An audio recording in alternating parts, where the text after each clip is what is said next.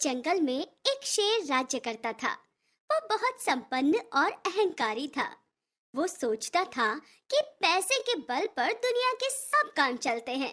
वो सबसे यही कहता था कि इस संसार में सबसे बड़ा पैसा ही है।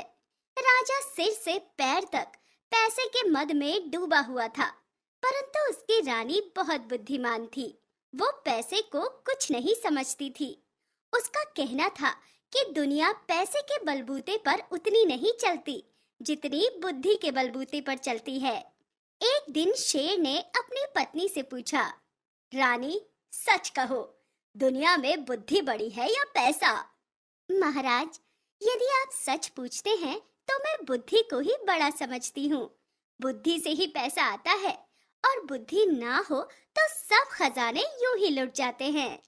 इस प्रकार पैसे की निंदा सुनकर शेर बहुत गुस्सा हो गया और बोला, रानी, तुम्हें अपनी बुद्धि का बड़ा अभिमान है। मैं देखना चाहता हूँ कि तुम बिना पैसे के बुद्धि के सहारे कैसे काम चलाती हो। ऐसा कहकर शेर ने अपनी शेरनी को उस जंगल से बाहर एक दूसरे जंगल में रख दिया। शेरनी को ना तो खर्च के लिए कुछ पैसे दिए और ना किसी तरह का कोई सामान दिया। राजा ने शेरनी के साथ एक लोमड़ी को शेरनी के नौकर के रूप में भेजा। नए जंगल में पहुंचकर शेरनी ने लोमड़ी से 2 ईंट मंगवाई और उन्हें सफेद कपड़े में लपेटकर ऊपर से अपने नाम की मोहर लगा दी और लोमड़ी को बुलाकर कहा, तुम इसे लेकर भालू सेठ के पास जाओ और कहना कि रानी ने भेजा है और 10,000 रुपए मंगवाए हैं। कुछ दिन में तुम्हारे रुपए लौटा दिए जाएंगे। लोमड़ी भालू सेठ के यहाँ पहुंची। रानी की मोहर को देखकर उसने चुपचाप 10,000 रुपए दे दिए। रुपए लेकर लोमड़ी रानी के पास आई। रानी ने इन पैसों से व्यापार शुरू किया। वो स्वयं व्यापार की देखरेख करने लगी और थोड़े ही दिन में उसने इतना धन कमा लिया था कि भालू सेठ के रुपए चुका दिए और काफी रुपए भी बच गए। इन पैसों से उसने अच्छे अच्छे काम किए। चारों तरफ रानी की जय जयकार होने लगी। इधर शेरनी के चले जाने पर शेर अकेला रह गया, इसलिए वो शेरनी के पास जाने लगा।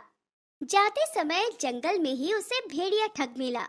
वो एक आंख से काना था। राजा को रोक कर बोला, महाराज, मैंने अपनी एक आंख आपके यहाँ 2,000 रुपए में गिरवी रखी थी। वादे के अनुसार अब आप अपने रुपए लेकर मुझे मेरी आंख वापस कर दीजिए। राजा बोला, मेरे पास किसी की आंख नहीं है। महाराज, मैंने तो आपके पास आंख गिरवी रखी थी। आप ही मेरी आंख दीजिए।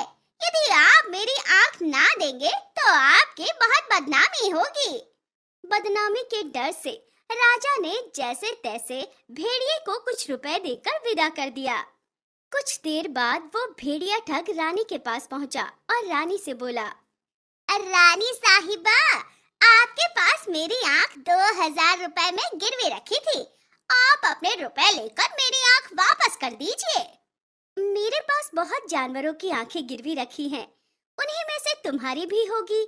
एक काम करो, तुम अपनी दूसरी आंख निकाल कर मुझे दो। उसके तोल की जो आंख होगी वो तुम्हें दे दी जाएगी।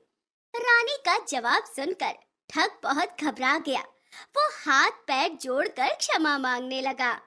अंत में ठग ने विनती करके 4,000 रुपए देकर अपनी जान बचाई।